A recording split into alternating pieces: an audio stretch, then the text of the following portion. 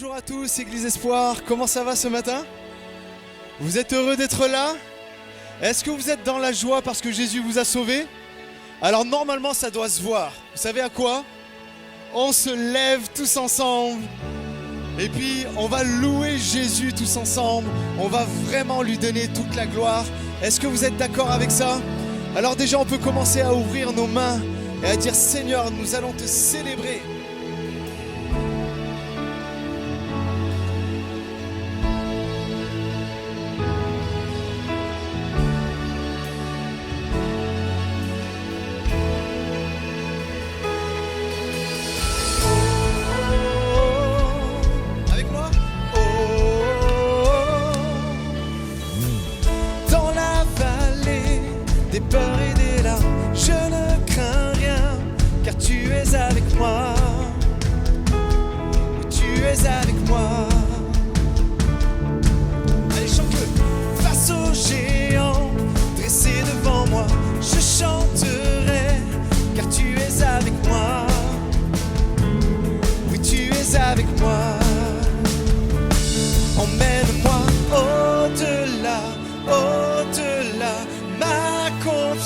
C'est en toi, par la foi. Mène-moi au-delà, au-delà. Tu ne me laisses pas, car mon combat est ton combat. Allez tous ensemble. Quand l'océan rugit devant moi, je suis en paix. Avec moi, oui, tu es avec moi.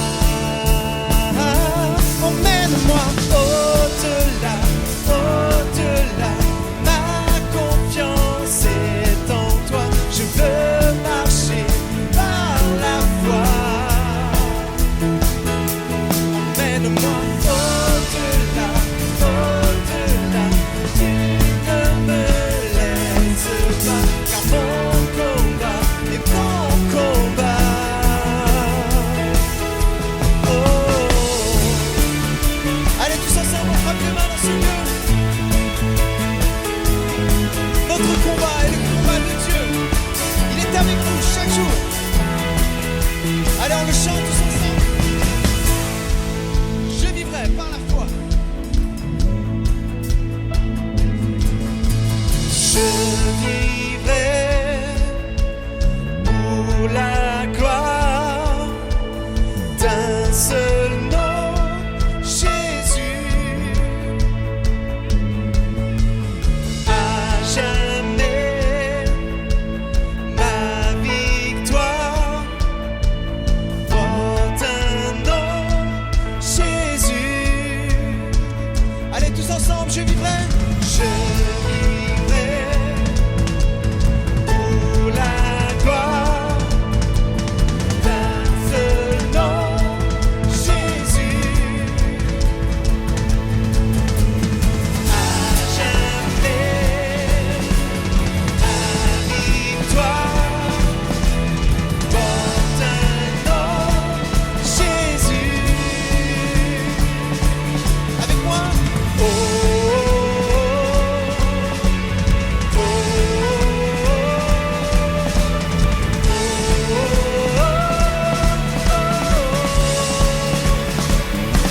emmène-moi au-delà, au-delà. Ta confiance est en toi. Je veux marcher par la foi. Emmène-moi au-delà, au-delà. Tu ne me laisses pas, car mon combat est ton combat.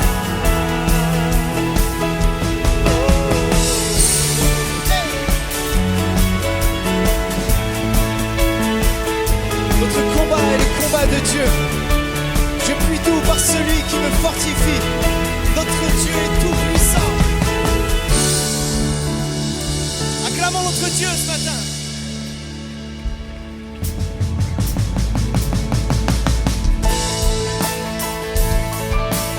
On va le chanter, on va le déclarer ce matin. Notre Dieu est tout puissant. son nom est puissant.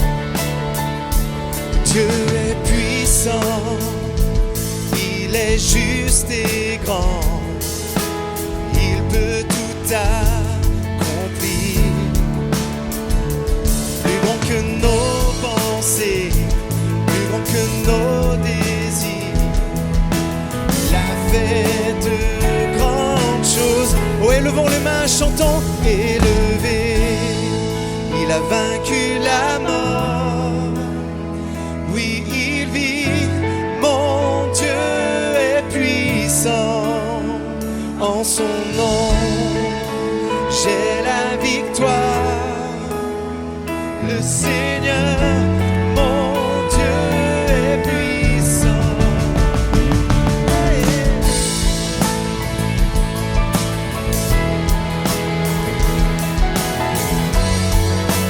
Chantons, Dieu vit en nous. Dieu vit en nous, il est parmi nous, il ouvre la voie. Plus grand que nos attentes, plus grand que nos espoirs, il a fait de grandes choses. Élevé, il a vaincu la mort. Oh, déclare-le. Oui, il vit, mon Dieu est puissant, en son nom, j'ai la victoire. Le Seigneur, mon Dieu est puissant.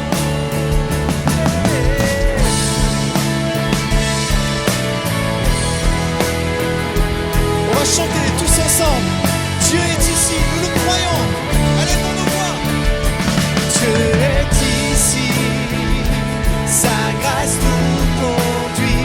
Il ne s'éloigne jamais, il ne s'éloigne jamais. Dieu est pour nous, ses bras sont ouverts. Il nous tient dans sa main, il nous tient dans sa. Allez, je veux voir toutes les mains levées. Élevées, tous ensemble.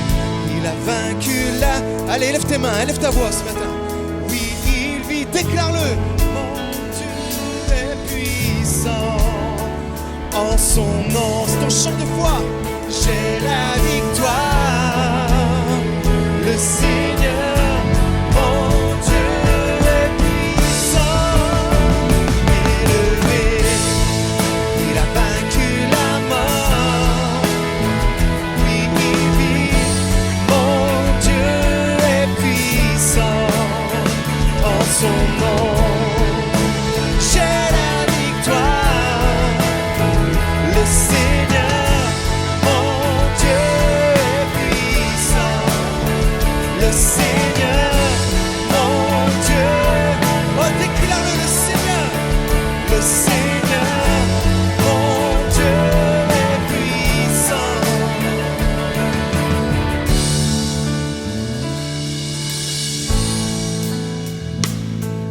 Le Seigneur, notre Dieu, est puissant. Combien le croient ici dans ce lieu? Allez, tous ensemble, on va juste le rechanter encore une fois. On va le chanter avec foi. Au-delà de le chanter, lève tes mains aussi. Vraiment, proclame-le. Comme un enfant tend les mains vers son Père. Tends les mains vers ton Père céleste et chante. Élevé, il a vaincu la mort. Oui, il vit, mon Dieu est puissant. En son nom, en son nom, j'ai la victoire. Le Seigneur, déclare-le, Dieu est ici. Dieu est ici, sa grâce nous conduit. Il ne s'éloigne, il est près de toi ce matin. Il ne s'éloigne jamais. Dieu est pour nous, ses bras sont ouverts. Il nous tient dans sa main, il nous tient dans sa. Encore une fois, Dieu est ici. Dieu est ici, sa grâce nous conduit. Il ne s'éloigne jamais. Notre Dieu, mon Dieu, est près de toi. Dieu est pour nous, Ses bras sont ouverts, il nous tient dans sa main, il nous tient dans sa main. Alléluia Jésus. Aucun autre nom que le nom de Jésus ce matin. Nous voulons vraiment le chanter de tous nos cœurs. Notre espoir est fondé sur son nom. Mon espoir est fondé sur ton nom.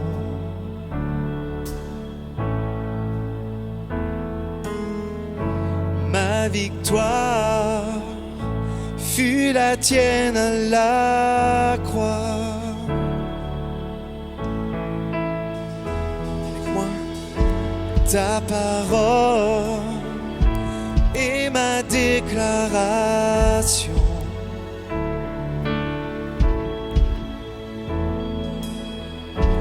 Ta promesse est la raison de ma foi.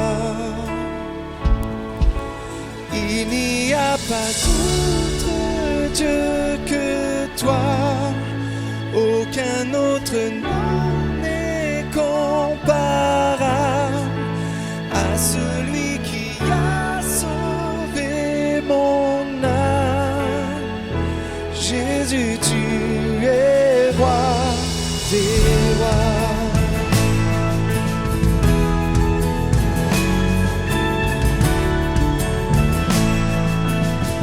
Chantons, j'ai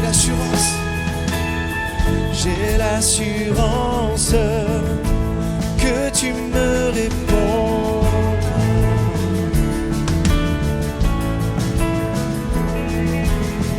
J'ai l'assurance que tu guideras mes pas.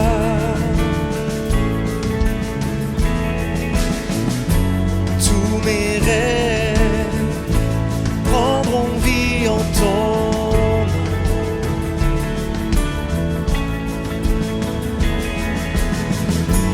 Ta lumière éclairera ma vision. On le chante tous ensemble ce matin. Il n'y a pas d'autre Dieu que toi, aucun autre nom n'est comparable à celui qui a sauvé mon âme. Jésus, tu es roi des rois. Il n'y a pas d'autre Dieu que toi, aucun autre nom n'est comparable à celui qui a sauvé mon âme. Jésus, tu es roi des rois.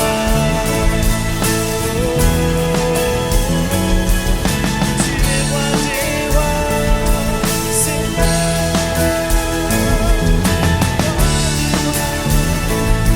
Seigneur des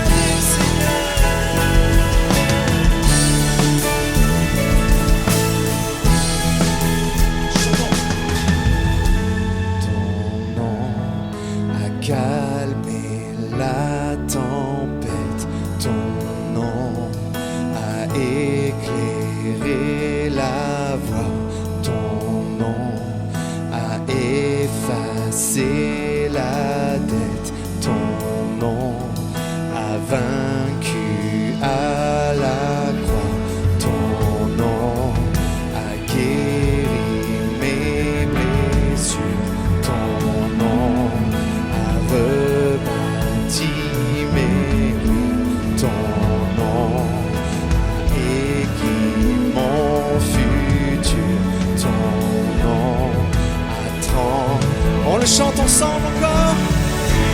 Ton nom a calmé la tempête, ton nom a éclairé la voie, ton nom a effacé la dette, ton nom a vaincu à la croix, ton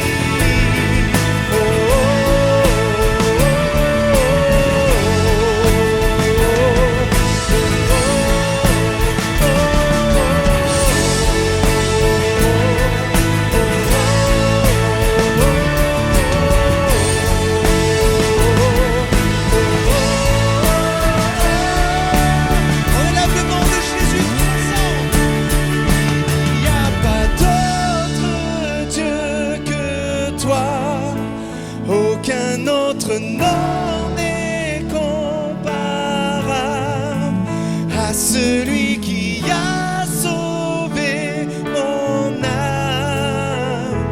Jésus, tu es roi des rois. Il n'y a pas d'autre Dieu que toi. Allez, lève ta voix. Laissez-moi l'église entendre votre voix qui monte jusqu'aux cieux. À celui qui a sauvé mon âme. Jésus, tu es roi des rois.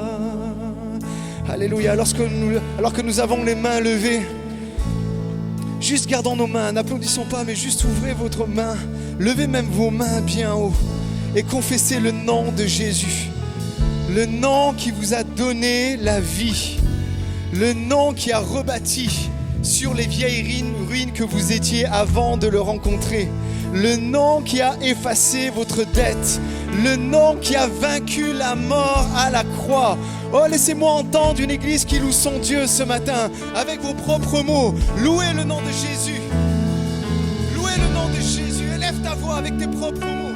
Dis-lui merci pour tout cela.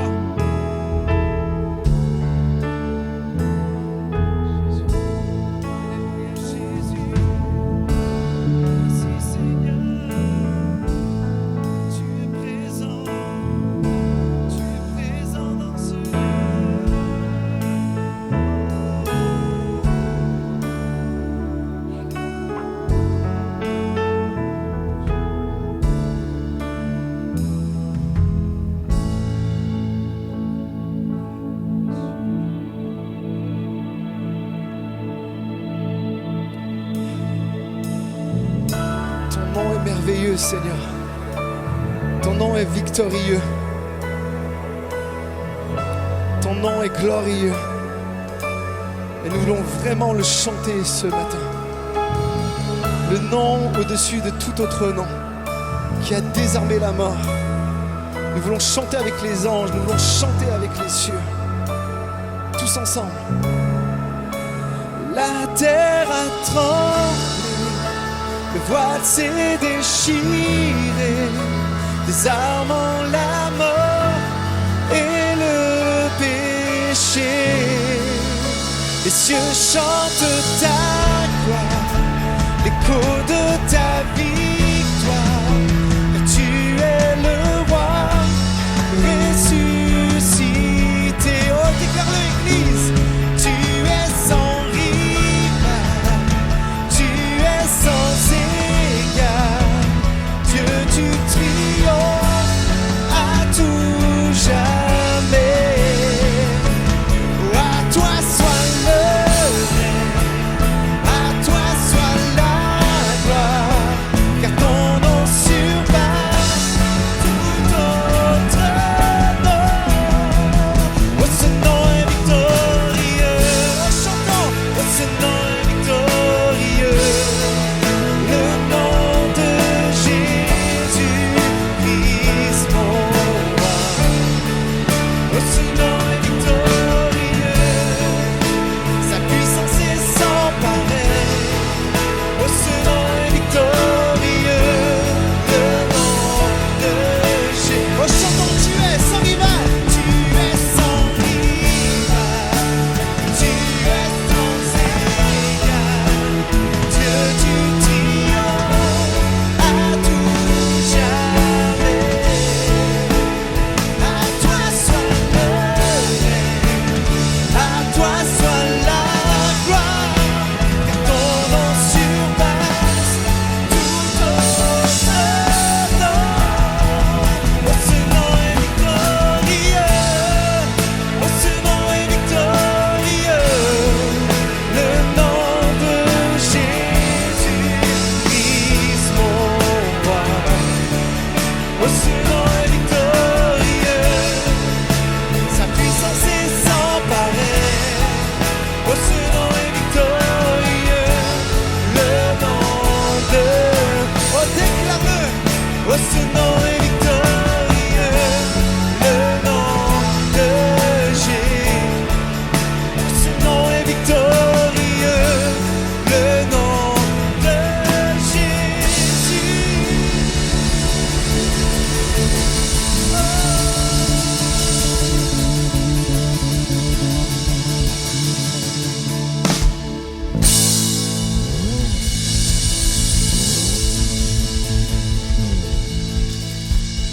Bonjour Église Espoir, comment ça va ce matin?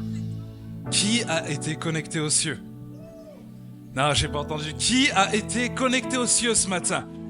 Est-ce qu'on peut donner gloire à Jésus ce matin et remercier l'équipe de louanges?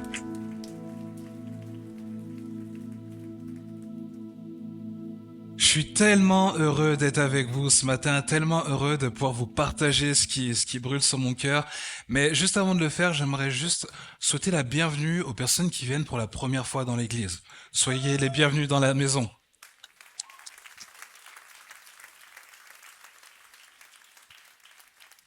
Pour ceux qui ne me connaissent pas, je me présente, je m'appelle Danny. Et je suis le responsable du groupe Jeunes Espoirs, enfin du groupe des lycéens plutôt.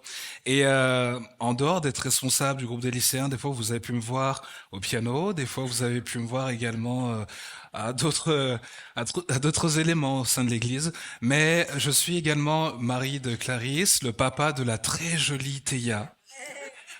La plus belle des petites filles du monde. Je ne pensais pas dire ça un jour, mais finalement, on y passe tous au bout d'un moment.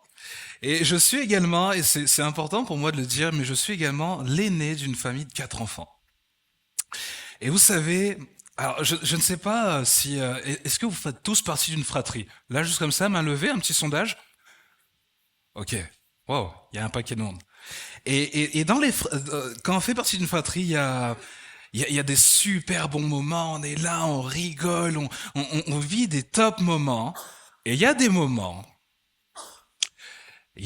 faut être honnête, c'est dur. C'est dur, il y a tout qui rentre en compte, les émotions rentrent en compte. Il y a des moments, tu es là et tu te dis, Seigneur, calme-moi. J'ai envie de l'étrangler, mais calme-moi. Il y a eu des saisons comme ça de ma vie, mais ce que j'ai retenu de cette saison-là, quand on était tous à la maison, tous ensemble, parce qu'aujourd'hui ce n'est plus le cas, mais quand on était tous ensemble à la maison, c'est que dans la fratrie, tu apprends l'importance des émotions. C'est vraiment le premier verso dans lequel tu apprends c'est quoi une émotion, peut-être comment la gérer, peut-être comment la canaliser à certains moments. Et ce matin, si tu ne le savais pas et si tu ne sais toujours pas le faire et si tu n'en as pas conscience, j'aimerais t'amener à comprendre qu'il ne faut pas négliger le pouvoir des émotions. Et c'est le titre de ma pensée aujourd'hui. Ne néglige pas le pouvoir des émotions. Ah, alors ça, c'est spoilé pour la suite. Et pour vous parler un peu des émotions, j'ai regardé dans la Bible différentes histoires et je suis tombé sur l'histoire de Caïn et Abel. Qui connaît cette histoire? Une histoire tragique, une histoire où une fratrie va se déchirer. Et ce qui est très étonnant de l'histoire de Caïn et Abel, c'est que beaucoup de psychologues, beaucoup de psychanalystes analysent cette histoire. Ils analysent cette histoire pour comprendre les paramètres émotionnels qui rentrent en jeu dans les relations. Et le contexte de cette histoire, avant qu'on lise les quelques versets qui correspondent, est le suivant. Caïn et Abel sont les premiers enfants de Adam et Ève. C'est les premiers à être confrontés également à la réalité des conséquences du péché après la chute de leurs parents. Mais aussi, c'est les premiers à vivre ce premier drame, à vivre cette première violence que la Bible va nous faire découvrir dans Genèse 4. On lit ensemble Genèse 4 du verset 1 à 8. L'homme s'unit à Ève, sa femme. Elle devint enceinte et donna naissance à Caïn. Elle dit, avec l'aide de l'Éternel, j'ai formé un homme. Elle mit encore au monde le frère de Caïn, Abel. Abel devint berger et Caïn cultivateur. Au bout d'un certain temps, Caïn présenta des produits de la terre en offrande à l'Éternel. Abel, de son côté, présenta les premiers de son troupeau et en offrit les meilleurs morceaux. L'Éternel porta un regard favorable sur Abel et sur son offrande, mais pas sur Caïn et son offrande. Caïn se mit dans une grande colère et son visage s'assombrit. L'Éternel dit à Caïn, « Pourquoi te mets-tu en colère? Et pourquoi ton visage est-il sombre? Si tu agis bien, tu le relèveras. Mais si tu n'agis pas bien, le péché est tapis à ta porte. Son désir se porte vers toi, mais toi, maîtrise-le. » Mais Caïn dit à son frère, « Allons au champ. » Et lorsqu'ils furent dans les champs, Caïn se jeta sur son frère, Abel, et le tua. Quelle histoire! C'est une fin tragique, mais en dehors de cette finalité tragique, il y a quelque chose qui est venu me perturber quand j'ai lu ce texte. La question de Dieu envers Caïn. Dieu arrive et va poser cette question à Caïn, mais pourquoi te mets-tu en colère et pourquoi ton visage est-il sombre? Et je l'ai relu à plusieurs reprises et je me suis dit, mais je ne comprends pas. Pourquoi Dieu n'a-t-il pas condamné l'émotion de Caïn? Pourquoi Dieu n'est pas venu en disant, là, la manière dont tu réagis, là, c'est pas bien. Pourquoi il vient avec cette question? Et la première chose la première réponse que j'ai eue, c'est reviens à l'origine des émotions. Et c'est le premier point que j'aimerais voir avec vous. L'origine des émotions, c'est que c'est un cadeau divin. On n'est pas très à l'aise avec les émotions, mes amis. Des fois, c'est parce qu'on en a peur, on ne sait pas trop comment les gérer, comment les contenir. Mais à certains moments, on n'est pas très à l'aise avec les émotions pour des raisons culturelles. Et là, je vais m'expliquer un peu. Je vous disais, je suis l'aîné d'une famille de 4 enfants et dans notre histoire de vie, on a eu un parcours un peu compliqué à un moment donné, notamment quand moi j'ai eu 13 ans. On a perdu notre père et on perd notre père à ce moment-là. Je suis encore tout jeune, je connais pas grand-chose à la vie, je suis encore au collège. Et je me souviens, on traverse la période de deuil. Et au moment où on traverse cette période de deuil, donc tout le monde nous souhaite les condoléances et ainsi de suite. Et puis arrive une personne qui, je ne pense pas qu'elle voulait mal faire. Je ne la juge pas, je ne la condamne pas, et je pense que c'était bienveillant à la base. Mais elle m'a attrapé, et puis cette personne m'a dit, écoute, les hommes ne pleurent pas. Tu es l'homme de la maison, alors sois fort. Et faut comprendre le contexte. C'est que moi, j'ai 13 ans. C'est la première fois que je suis confronté en direct à la mort. Je ne sais pas comment réagir. Je ne sais pas comment contenir mes émotions. Et donc, je reçois cette phrase-là en pleine face et je me dis, bon, ok, je vais arrêter de pleurer, puis je vais me comporter comme un homme. Et du coup, je développe cette mentalité-là, je grandis avec cette mentalité-là. Sauf qu'au bout d'un moment, je commence à me dire, mais c'est bizarre, j'ai du mal à réagir à certaines situations, c'est bizarre, je sens que ça me met pas très bien, donc je fais des recherches des années plus tard, et je réalise qu'en fait, une émotion, c'est un trouble subit, c'est une agitation passagère, c'est une réaction transitoire d'une assez grande intensité qui est normale quand on est confronté à n'importe quel type de situation. Et là, je me dis, ok, c'est cool, j'ai découvert ça, et puis encore plus tard, j'avance, je grandis, et je me rends compte d'une chose, j'avais oublié une vérité, et qui est toujours vraie jusqu'à ce jour. Dieu est l'auteur de toutes choses. Dieu est l'auteur de toutes choses, dont de nos émotions. Dieu est l'auteur de toutes choses, et dont de nos émotions, de nos sentiments que nous pouvons avoir. Et encore mieux, j'ai une bonne nouvelle pour chacun d'entre nous, mais Dieu a lui-même éprouvé et éprouve des émotions. Et c'est très important de l'avoir en tête, parce que depuis la création des temps jusqu'à aujourd'hui, on le lit dans la Bible, on le voit, Dieu a des émotions. Je me suis amusé un peu à tout parcourir, à tout retracer. Mais dans Genèse 1, verset 31, quand Dieu achève la création, la première émotion qu'il éprouve, c'est de la satisfaction. Il créa l'homme à son image et voici ce qu'il en dira. C'est bon, c'est très bon. Dieu éprouve de la satisfaction. Première émotion. Il est dit ici qu'il est un Dieu compatissant. L'Éternel est un Dieu plein de compassion. On le retrouve dans le livre de l'Exode ou également dans le livre des Psaumes. Il est compatissant, ce qui signifie qu'il veut souffrir avec nous. Le Dieu qui est évoqué veut prendre la charge, veut prendre les maux, veut prendre les souffrances que tu as à ta charge, à sa propre charge. C'est pas une bonne nouvelle, ça? On sait de lui qu'il est un Dieu lent à la colère, mais riche en bonté. Lent à la colère. Et je me disais, mais Ok, des fois on lit ce passage-là, oui, Dieu est lent à la colère, riche en bonté, on reviendra sur ça, mais je voulais comprendre ce terme d'être lent à la colère. En fait, la patience de Dieu, l'amour et la bonté de Dieu temporisent et vont même au-delà de sa colère. C'est pour ça qu'on dit qu'il est Dieu, il est un Dieu lent à la colère. Ce qu'on doit en comprendre, c'est que avant que sa colère puisse imploser, il nous accorde beaucoup de temps pour changer notre manière de faire et notre manière de nous comporter. Ce qu'on appelle également la repentance. Notre Dieu est un Dieu riche en amour. Bien plus que ça, il est l'amour. Notre Dieu est un Dieu jaloux.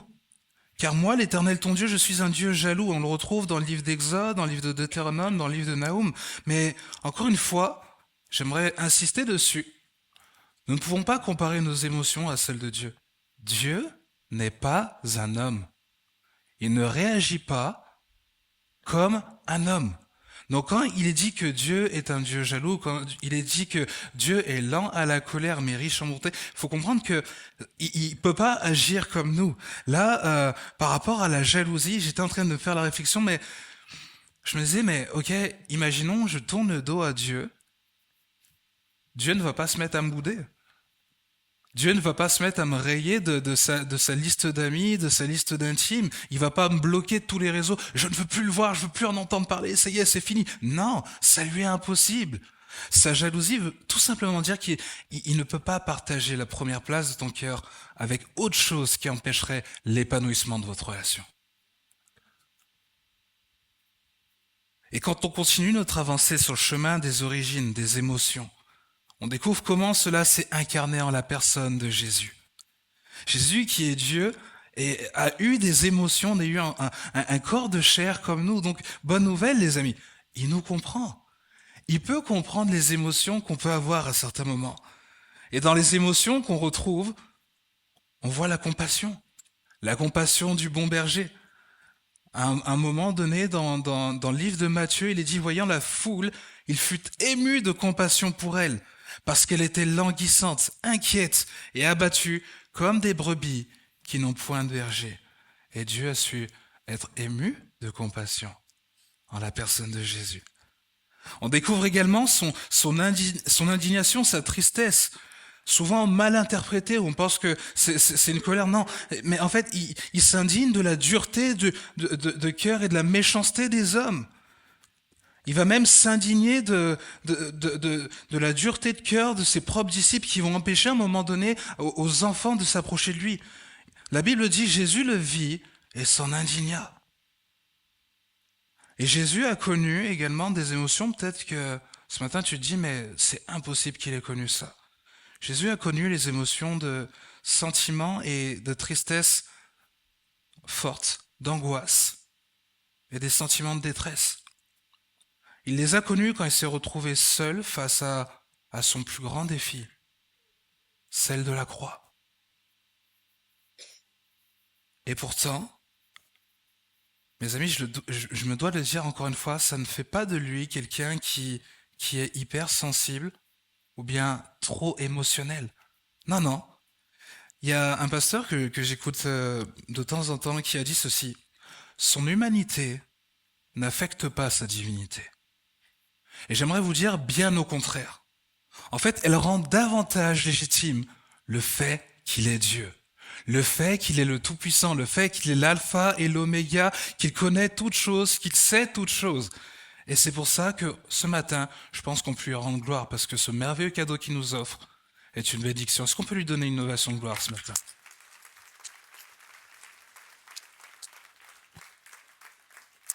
Donc pour moi qui pensais que les émotions étaient un problème, et peut-être pour toi qui pensais que les émotions étaient un problème pour ta vie, j'aimerais te le dire. Les émotions ne sont pas un problème. C'est pas un problème, c'est pas un échec d'avoir des émotions. Moi, je l'ai longtemps vécu comme ça. Mais c'est un merveilleux cadeau qu'il faut savoir utiliser. Et là, c'est très important. En fait, ce qui peut devenir problématique avec les émotions, c'est la manière dont nous allons réagir, comment on va agir avec celle-ci. Et c'est ce que l'Éternel va mettre en avant lors de son échange avec Caïn. Voici ce que la Bible dit. En fait, si tu agis bien, tu relèveras ton visage. Mais si tu n'agis pas bien, le péché est tapi à ta porte et son désir se porte vers toi. Dieu savait quel était le risque pour Caïn avec cette gestion nouvelle d'émotions. Faut comprendre, faut vraiment se remettre dans le contexte. Caïn et Abel, c'est tout neuf pour eux tout ce qui est en train de se passer. Ils découvrent, ils connaissent pas encore les émotions, ils connaissent pas encore le pouvoir des émotions, ils ne connaissent pas encore l'impact que peut avoir une décision sur les émotions. Et nous, par contre, aujourd'hui, on doit en avoir conscience. On doit en prendre conscience. On doit être sensible à ce que l'Éternel veut nous dire. Parce que ne pas savoir gérer nos émotions risque de faire des dégâts, les amis. Nous risquons de vivre dans le déséquilibre et ce que j'aimerais vous amener là maintenant, c'est que le déséquilibre émotionnel tue. C'est très important pour moi d'insister dessus, mais le déséquilibre émotionnel tue les relations. Il détruit les relations. Mais il faut comprendre aussi comment il se manifeste, parce qu'il se manifeste de tellement de différentes manières. Tout d'abord, faut en connaître la cause. C'est souvent lié à un choc, une action peut-être qui est là, qui nous a traumatisés, face à laquelle on n'a pas su réagir de la bonne manière. Il y a ça qui m'est arrivé, déstabilisé, on ne sait pas comment réagir, et puis bam, la première émotion arrive et c'est pas la bonne. Ce n'était pas comme ça qu'il fallait réagir. Par exemple, pour vous parler un peu de ce déséquilibre-là, mais certaines personnes aujourd'hui, par peur de blesser d'autres personnes, ou par peur d'être à nouveau elles-mêmes blessées, vont choisir le silence, vont choisir d'éteindre leurs émotions, d'éteindre leurs sentiments à l'égard d'une situation conflictuelle ou peut-être à l'égard d'une situation où il y a eu une incompréhension qui donnera lieu à un conflit par la suite. Et elles préfèrent éteindre, se dire non, je dis rien, c'est bon. Et pourtant, il faut qu'il y ait quelque chose qui se fasse, il faut qu'il y ait quelque chose qui soit dit.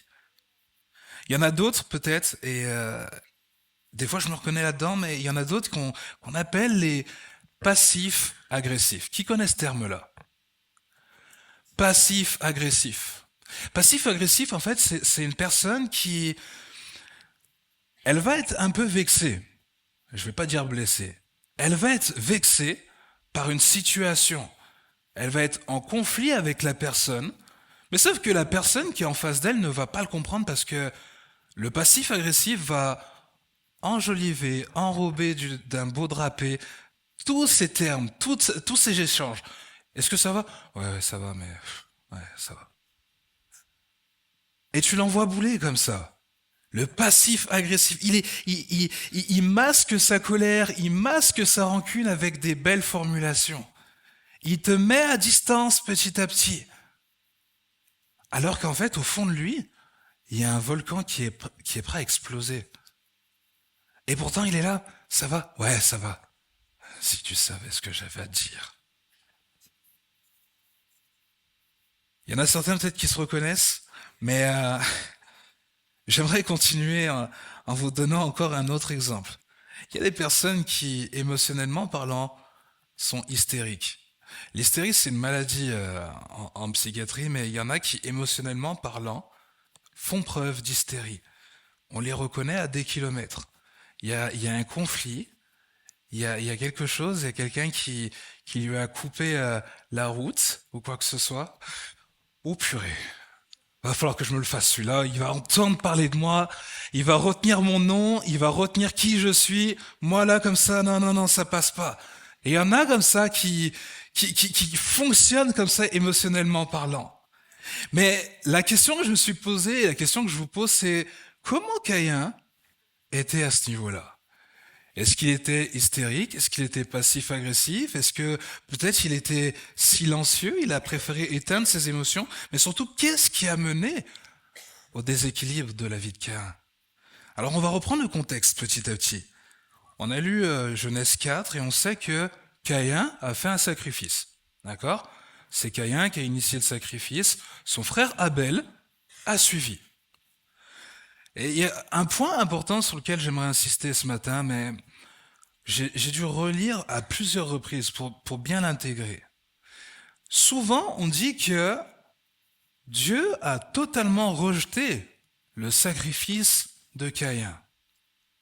Or, ce serait extrapoler en fait les propos et les termes qui ont été utilisés. Dieu a pris en compte les deux sacrifices, mais il a quand même fait un choix. C'est très important que je vous rappelle ça parce que à plusieurs reprises, et j'ai écouté beaucoup de messages là-dessus, beaucoup disent que Dieu a même mis de côté un peu Caïn en mode ton sacrifice j'en veux pas, c'est bon, il me convient pas. Non, c'est pas ça, c'est vraiment Dieu a pris en compte les deux sacrifices, a pris en compte les deux cadeaux, les deux offrandes, mais a préféré celui d'Abel.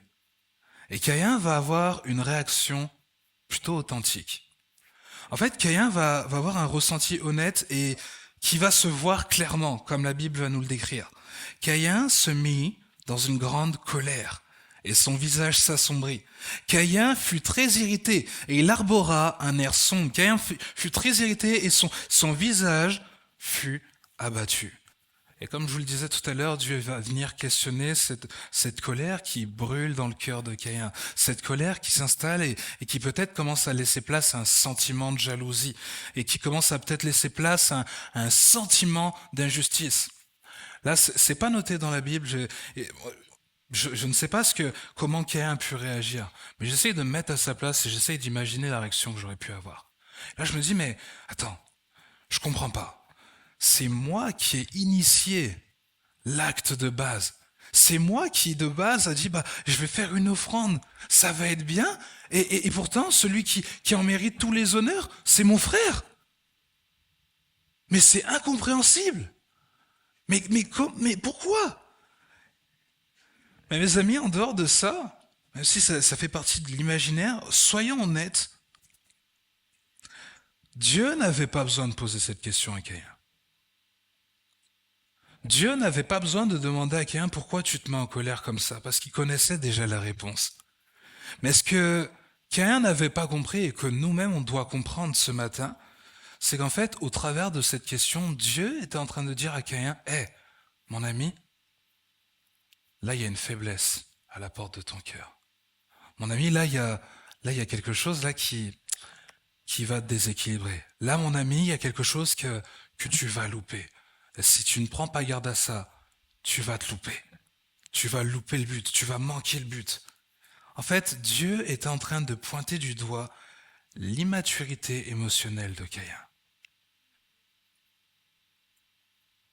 Et c'est très important ce que je vais expliquer, mais je me faisais une réflexion personnelle sur cette immaturité-là qu'on peut avoir également à certains moments, mais si tu peux l'afficher. Choisir ce que tu fais de tes émotions, c'est choisir de donner vie ou d'ôter la vie au projet de Dieu prévu pour toi. Je le répète encore une fois, mais choisir ce que tu fais de tes émotions, c'est choisir de donner vie, ou au contraire d'ôter la vie aux projets de Dieu qui sont prévus pour toi. Mes amis, ce matin, je ne peux pas dire que Caïn était hystérique, que Caïn était passif-agressif ou qu'il était dans une autre case, mais avec tout ce qu'on vient de lire, je peux vous dire que Caïn avait fait un choix clair dans son cœur. En fait, Caïn avait pris la décision d'appliquer ce qu'il avait comme ressentiment peut-être à l'égard de son frère. Toute la haine qu'il avait à l'égard de son frère qui avait été choisi à sa place. Et Caïn ne pouvait pas entendre ce que Dieu lui disait en raison de ce que la Bible nous dit. Dans 1 Corinthiens 2 au verset 14. Si tu peux l'afficher, s'il te plaît. Mais l'homme livré à lui-même ne reçoit pas ce qui vient de l'Esprit de Dieu. À ses yeux, c'est pure folie. Et il est incapable de le comprendre, car seul l'Esprit de Dieu permet d'en juger. C'était impossible à ce moment-là pour Caïn d'entendre raison. C'était impossible à ce moment-là pour Caïn d'entendre ce que Dieu était en train de lui dire. Ce matin, on va jouer un peu aux confessions intimes et j'aimerais encore vous partager un peu mon histoire. Je vous disais, à 13 ans, ça a été très compliqué pour nous. Ça a été une tournure de vie qu'on n'avait pas vu venir en plus. Et j'ai grandi, j'ai été un ado très compliqué. J'étais pas le plus scolaire. J'avais quelques difficultés, mais j'étais pas mauvais non plus, qu'on se comprenne bien. Ne me faites pas dire ce que je n'ai pas dit. Mais j'étais pas le plus scolaire. J'arrivais toujours à me débrouiller. Et il y a quelques temps de cela, en fait, je parlais avec un de mes cousins.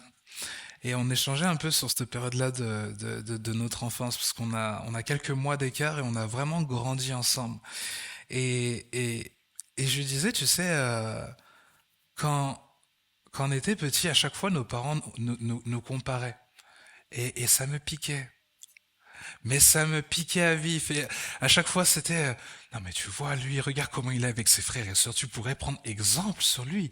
Quand même, sois plus gentil. Et là, je disais mais vous voyez qu'une façade, moi je le connais. Je sais comment il est. Non, mais tu vois, à l'école, tu devrais améliorer un peu tes notes. Moi, je craignais le moment où le bulletin arrivait à la maison. Les amis, c'était un moment d'angoisse. Je savais comment ça allait se passer. Non mais regarde, lui il a eu 14, toi tu n'as eu que 12. Lui là en SVT il est bon, toi tu... Non, on va rien dire. Non, on laisse les SVT de côté. Alors que j'avais juste 10, les amis, j'avais juste 10. Et à chaque fois je me disais, mais je sais comment il est. C'est qu'une façade. Je le connais. Vous voyez qu'une façade. Moi, je le sais. Je sais qu'il est exactement comme moi. Et en fait, le problème, c'est que cette comparaison-là malsaine, elle a créé un peu comme une rivalité au fond de mon être. Et j'étais très agacé, mais il y avait comme un sentiment d'injustice parce que je me donnais à fond. Des fois, quand je vais donner la matière dans laquelle c'était plus compliqué pour moi, mais en maths, j'ai galéré, mais un truc de fou. Et j'étais là, je me donnais, je me tuais à la tâche, aux révisions, ainsi de suite. Je ramenais un 12. J'étais fier, je le fêtais comme si c'était un 20 sur 20. Et on était là, on me disait, tu aurais pu faire mieux. Regarde lui, il a eu 16. Et c'était dur, les amis. Vraiment, c'était très très dur cette comparaison-là. Parce que du coup, au bout d'un moment, dans ma tête, je me disais, mais ok, il faut que je fasse mieux que lui là-dedans. Ok, il faut que... Il y avait un esprit de rivalité qui s'était installé. Il y avait une jalousie mal placée. S'il faisait du foot, il fallait que je sois au même poste que lui, mais meilleur que lui. S'il faisait de la musique, il fallait que je fasse de la musique, mais meilleur que lui. S'il chantait, et heureusement qu'il ne chante pas, mais... Il fallait que je fasse meilleur que lui. Et tout ça, ça s'est mis dans ma tête comme ça. Tout était motivé pour faire ce que lui ne pouvait pas faire. Et ce que lui n'aurait pas eu la capacité de faire. Mais des années ont passé et, comme je vous le disais, cet échange a eu lieu il y a quelques semaines, voire quelques mois en arrière. Et je lui raconte tout ça. Alors que je lui raconte tout ça, il me dit, mais non, mais c'est pas possible. À toi aussi, on t'a fait ça? J'ai dit, comment ça, à toi aussi, on t'a fait ça? Il m'a dit, mais c'était la même chose de mon côté, sauf que c'était toi l'exemple, c'était toi le bon exemple. On nous comparait comme ça, c'était lui, à chaque fois on lui disait, mais regarde Daniel, mais regarde comment il est avec ses frères et sœurs, tu pourrais être comme lui, tu devrais être comme lui. Mes amis, la comparaison est un terrible mensonge qui nous éloigne de la vérité.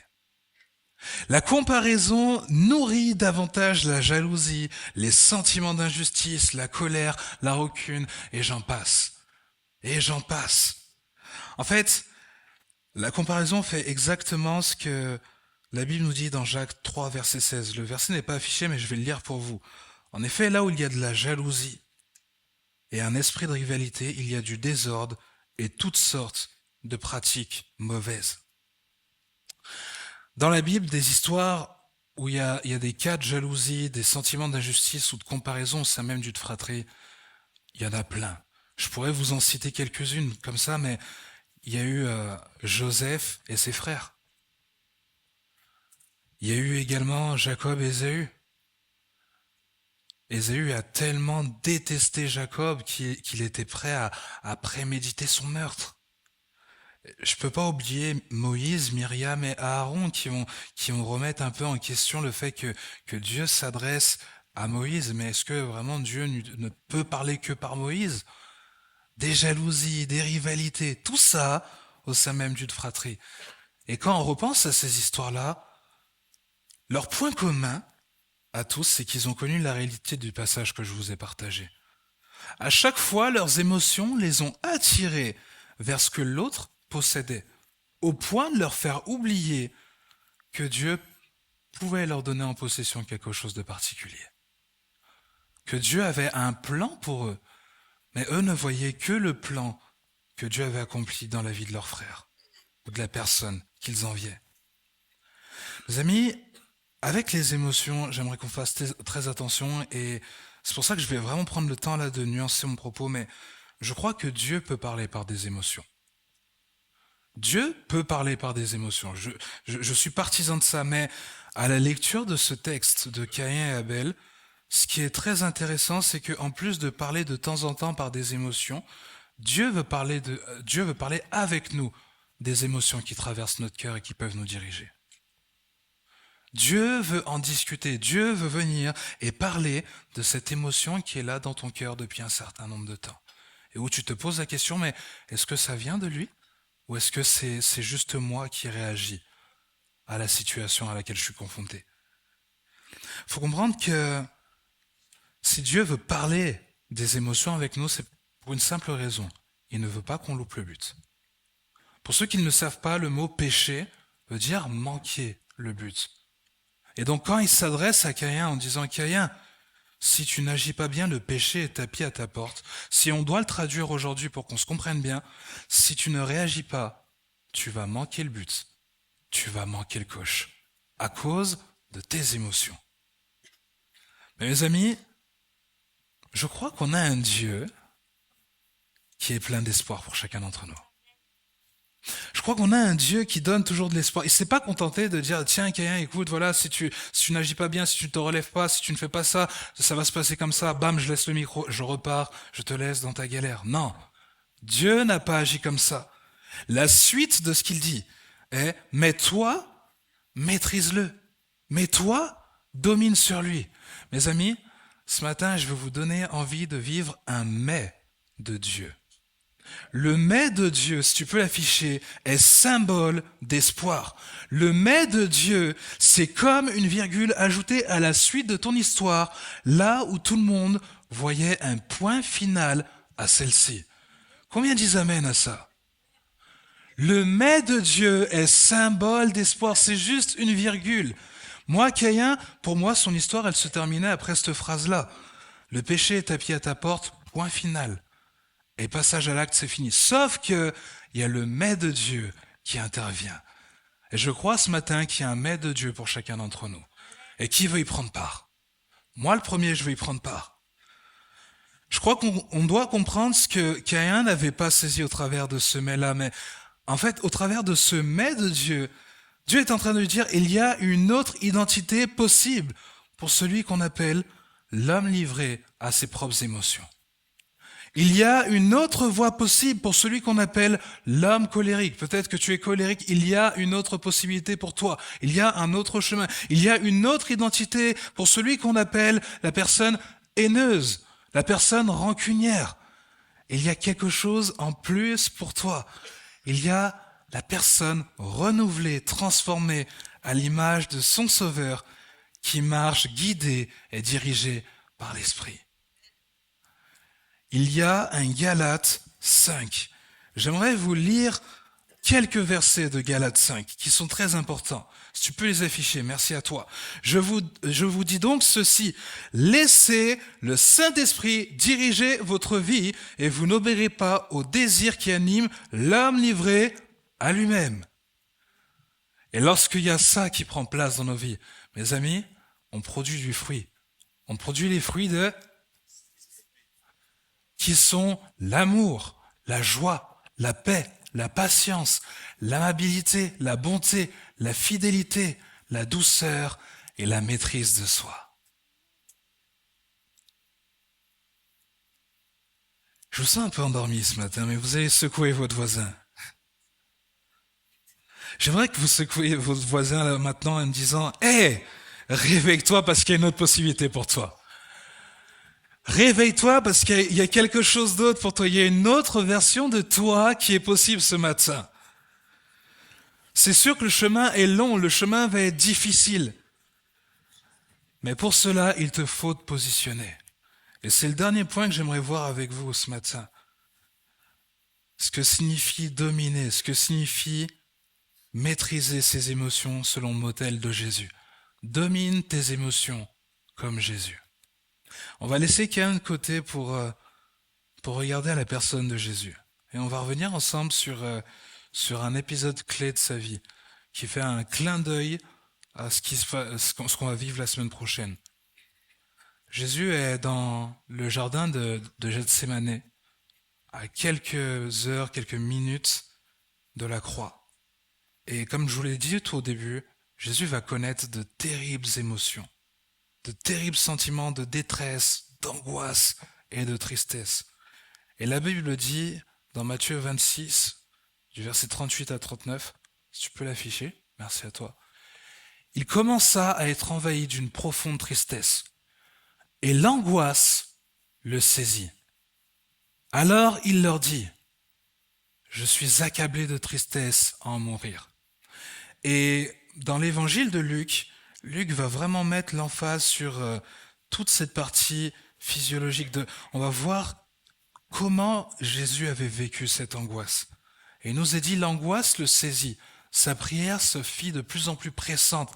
Sa sueur devint comme des gouttes de sang qui tombaient à terre. Faut imaginer la scène. Il est tellement dans le mal, tellement angoissé par ce qui va arriver, qu'il dégouline du sang. C'est terrible. Mais ce qui est intéressant, c'est de voir comment lui-même qui était homme comme nous tous ce matin, comment lui-même qui a traversé une situation extrêmement angoissante, extrêmement oppressante, a su dominer et prendre le dessus sur ses émotions. Je commence à rappeler les musiciens, s'il vous plaît. Et j'aimerais vous donner une première application. La première chose qu'on voit dans ce texte, qu'on voit dans l'histoire de Jésus, c'est qu'il n'est pas resté seul. Jésus n'est pas resté seul, mais a cherché du soutien dans la communion. Si tu peux l'afficher, s'il te plaît. Ne reste pas seul et cherche la communion. C'est la première application que j'aimerais vous partager ce matin. Voici ce que la Bible nous apprend, juste avant les versets qu'on a lus ensemble. Il prit avec lui Pierre et les deux fils de Zébédée, qui sont Jacques et Jean. On parle de Jésus qui est là, dans le jardin, qui est extrêmement angoissé. Et au lieu de se dire, je vais éteindre mes émotions, je vais les laisser comme ça, je vais rien laisser paraître, de toute façon, je suis Dieu qui s'est fait homme, c'est bon, je gère ou quoi que ce soit. Non. Il ne fait pas ça. Ce qu'il fait, c'est qu'il va prendre 2 personnes de confiance, 3 personnes de confiance. Venez avec moi. Venez avec moi parce que là, c'est oppressant. Là, c'est terrible pour moi ce qui est en train de se passer. Les émotions sont là, vont me faire vaciller et j'ai besoin de votre aide. J'ai besoin que vous soyez là, que vous me portiez dans vos prières et que vous priez avec moi. Quand tes émotions te déboussolent, quand tes émotions te font peur, quand tes émotions te font vaciller à droite, à gauche, mon ami, trouve des personnes de confiance. Ne reste pas seul. J'insiste dessus, trouve des personnes de confiance, ne reste pas seul pour qu'elles prient avec toi et qu'elles prient pour toi.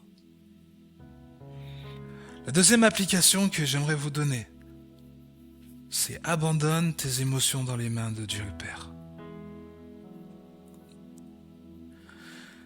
Il a abandonné ses émotions entre les mains de Dieu. Regardons à sa prière.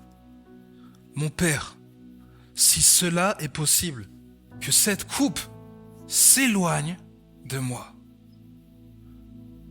Ce qu'on va apprendre dans la suite de cette histoire, c'est que, alors que les disciples sont là avec Jésus dans ce jardin, Jésus va s'isoler un peu, passer ce temps de connexion avec son Père. Et c'est compliqué parce qu'il est vraiment seul. Les disciples se sont endormis et n'arriveront pas à prier. Et il est seul, il est angoissé par rapport à tout ça. Et en fait, au travers de sa prière, il va faire preuve d'une grande honnêteté. Il dit, écoute, voilà, là c'est dur pour moi. C'est compliqué si cette coupe, si ce que je dois, si tout ça peut s'éloigner de moi. Fais-le. La coupe, certainement qu'elle faisait allusion à sa mort, à son sacrifice. Mais il faut comprendre quel sujet d'angoisse ça pouvait être pour lui. Il faut comprendre comment il a pu le vivre. Mais au lieu de ça, il a préféré le déposer entre les mains du Père. Il a déposé toute sa charge émotionnelle. J'aimerais revenir quelques instants sur Caïn, le personnage qu'on a étudié aujourd'hui. J'ai une question pour vous. Est-ce qu'il avait déposé ses émotions auprès de Dieu? Non. Bien au contraire. En fait, son comportement a montré qu'il avait fait de sa jalousie, de sa colère, une bonne interprétation. Une vérité qui a conduit à ce passage à l'acte sur son propre frère. Peut-être qu'à la vue de l'appréciation de l'offrande de son frère, la jalousie était là et une mauvaise interprétation s'est immiscée dans son esprit. Encore une fois, je vais vous le dire, mais je ne veux pas arrondir les angles pour que ça corresponde au message, mais j'essaie de me mettre à la place de Caïn, d'imaginer comment il aurait pu réagir et de me dire, mais en fait, Dieu a un chouchou. Peut-être qu'il a dû se dire ça. Dieu a un chouchou et son nom, c'est Abel. Dieu a un chouchou et en fait, il est là à côté de moi. Ça, l'histoire ne nous le révélera pas, on ne va pas l'inventer non plus. Mais cependant, j'aimerais vous rappeler 2 vérités bibliques ce matin, qui me semblent très importantes. La première, c'est le fait qu'on connaît la nature de Dieu. Et il ne fait pas de favoritisme. Dieu n'a pas de chouchou. J'aimerais que ce soit intégré dans ton cœur, dans ta tête, dans ton esprit, mais Dieu n'a pas de chouchou. Et il y a plusieurs passages qui en témoignent dans la parole. Il y a dans Romains 2, du verset 8 à 11, dans Acte 10, du verset 34 à 35, dans Acte 15 également, on en parle. La deuxième vérité que j'aimerais vous laisser à cœur ce matin, c'est que tes émotions ne peuvent pas être une boussole absolue. Elles ne peuvent pas te conduire de manière permanente pour avancer dans ta vie. On ne peut pas avancer simplement au feeling « Ah, je le sens bien, c'est bon, je peux y aller ». Ça ne marche pas comme ça. Parce que voici ce que la Bible dit dans Proverbe 28 au verset 26, je lis pour vous, ça ne s'affichera pas. « Qui se fie à ses propres pensées n'est qu'un insensé, mais celui qui suit la voie de la sagesse échappera au danger. » Mon ami, l'application que j'aimerais te laisser à cœur, c'est apprends à faire preuve d'authenticité avec tes émotions. Apprends à faire preuve d'authenticité avec tes émotions quand elles dépassent ta manière de penser. Apprends à les remettre en question. Apprends à remettre la nature de ces émotions en question avant de les conforter dans ton esprit comme si c'était la vérité absolue. Et la dernière application que j'aimerais voir avec vous ce matin, c'est la suivante. Réaligne ta volonté émotionnelle à la volonté de Dieu.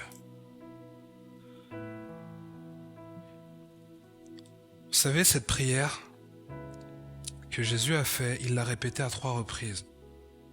Sa prière, elle est percutante par les mots qui vont être utilisés. Et j'aimerais vous la lire. Ça ne s'affichera pas, mais j'aimerais juste qu'on prenne conscience de cette prière. Il dit toutefois, non pas ce que je veux, mais ce que tu veux. Mon Père, s'il n'est pas possible que cette coupe s'éloigne de moi sans que je la boive, que ta volonté soit faite. Mes amis, je crois que nos émotions parlent et démontrent ce que nous valorisons au plus profond de notre être. Comme on le voit avec Jésus, la peur était là, l'angoisse était là, la détresse était là. On a eu tout un descriptif de ces émotions-là. Mais pourtant, ce qu'on en retient, c'est son amour et sa compassion qui ont parlé plus fort et qui ont crié plus fort que toutes ces émotions. Parce que c'est ce qu'il voulait mettre en avant, c'est ce qu'il valorisait dans son cœur. Pourtant, l'angoisse, la détresse qu'il avait à ce moment-là était tout à fait légitime. Il ne les a pas éteintes, il ne les a pas mises de côté. Mais après avoir cherché de l'aide auprès de ses amis, après avoir abandonné ses craintes, Jésus a remis les pendules à l'heure dans son cœur, dans sa pensée et dans son âme pour montrer clairement ce qu'il voulait valoriser. Sa recherche première du royaume des cieux. Sa recherche première de la volonté de Dieu.